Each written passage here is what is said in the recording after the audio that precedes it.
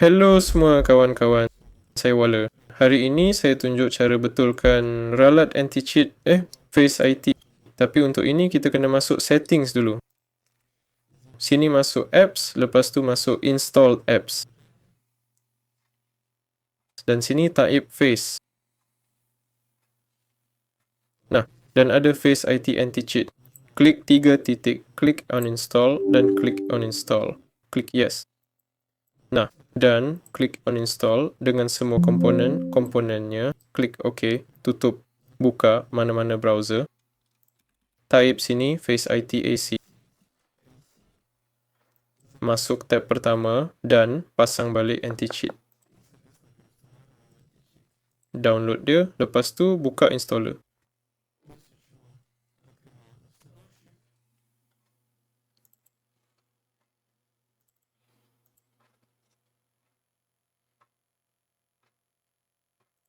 Nah, kita install balik.